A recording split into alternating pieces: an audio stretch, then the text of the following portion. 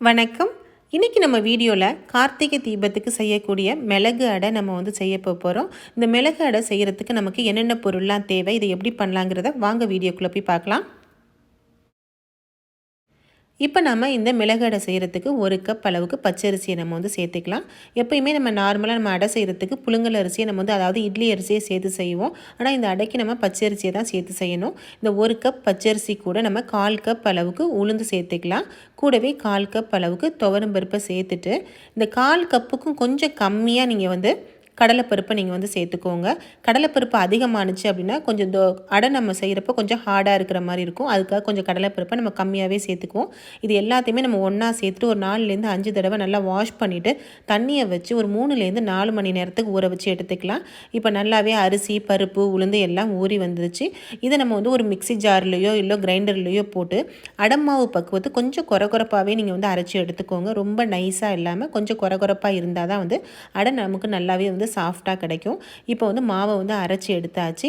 இது எந்த அளவுக்கு வந்து உப்பு தேவையோ அந்த அளவுக்கு உப்பை சேர்த்துட்டு நம்ம வந்து கையை வச்சு நல்லா கலந்து வச்சிடலாம். இதை வந்து நம்ம வந்து அதிக நேரம் நம்ம வந்து புளிக்க வைக்கணும்னு அவசியம் இல்லை. அதிகபட்சமாக வந்து ஒரு 1 மணி நேரம் வச்சுருந்தாலே போதும். உங்களுக்கு ஒரு வேளை அதுவும் டைம் இல்லை அப்படின்னா நம்ம உடனே கூட நம்ம அந்த அடையை நம்ம வந்து செய்யலாம். இந்த மாதிரி கொஞ்சம் கொரகொரப்பாகவே நீங்கள் வந்து அரைச்சி எடுத்துக்கோங்க. இப்போ நம்ம இந்த மாவு கூட சேர்க்குறதுக்காக வந்து 1 டேபிள் ஸ்பூன் அளவுக்கு மிளகு, 1/2 டேபிள் ஸ்பூன் அளவுக்கு ஜீரகத்தை நான் வந்து சேர்த்துக்கிறேன். இது ரெண்டையும் நம்ம வந்து டைரெக்டாகவே பொடி பண்ணி சேர்க்கலாம். இந்த மாதிரி நம்ம வந்து வறுத்துட்டு நம்ம பொடி பண்ணி சேர்த்தோம் அப்படின்னா ரொம்பவே வந்து வாசமாக இருக்கும்.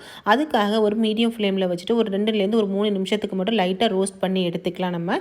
இப்போ வந்து நல்லா மிளகும் ஜீரகம் அது கூடவே வந்து ஒரு 2 கொத்து கருவேப்பிலையும் சேர்த்து நீங்கள் வந்து வறுத்துட்டு சேர்த்திங்க அப்படின்னா நல்லாவே வந்து ஃப்ளேவர் வந்து உங்களுக்கு ரொம்பவே வந்து சூப்பராக இருக்கும். இப்போ எல்லா பொருளுமே ரோஸ்ட் ஆகி வந்துருச்சு. இதை நம்ம வந்து ஆற வச்சுட்டு மிக்ஸி ஜாரில் போட்டு உங்களுக்கு எந்த மாதிரி தேவையோ ஒருவேளை கொரகொரப்பாக தேவைன்னா கொஞ்சம் கொரகொரப்பாக அடித்து எடுத்துக்கோங்க.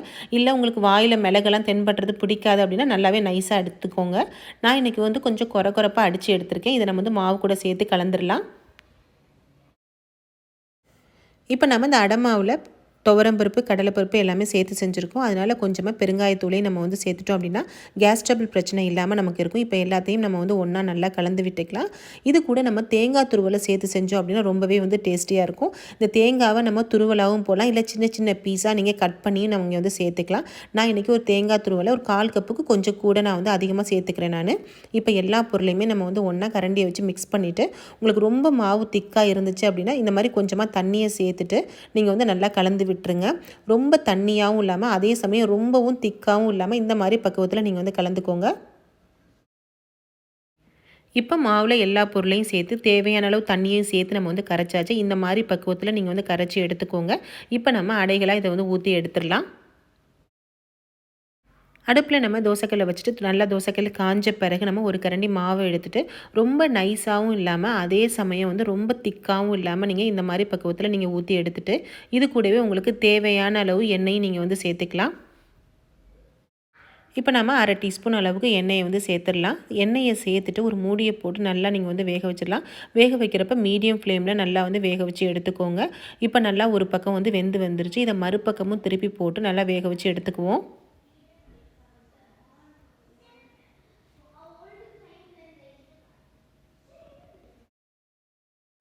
இப்போ அடை வந்து 2 பக்கமுமே வந்து நல்லா சூப்பராக ரெடி ஆகிடுச்சு. நம்ம இதை எடுத்து நம்ம வந்து பிளேட்டுக்கு வந்து மாற்றிடலாம்.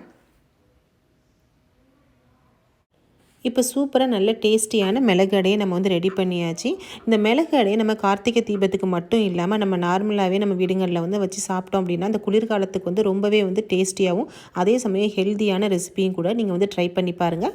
ஃப்ரெண்ட்ஸ், உங்களுக்கு இந்த வீடியோ பிடிச்சிருந்துச்சுன்னா லைக் பண்ணுங்கள், உங்கள் நண்பர்களுக்கெல்லாம் ஷேர் பண்ணுங்கள். கூடவே நம்ம சேனலை மறக்காமல் சப்ஸ்கிரைப் பண்ணிக்கோங்க. தேங்க்யூ.